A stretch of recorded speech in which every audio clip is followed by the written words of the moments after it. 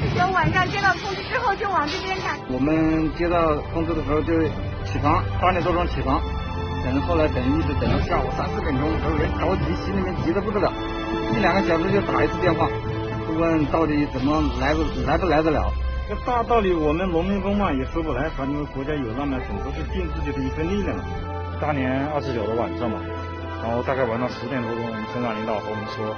我有没有志愿报名的，我就志愿报名过来了。昨天下午开了10大会，好多同事都哭了，倒不是觉得辛苦，这时间真的是特别的紧张。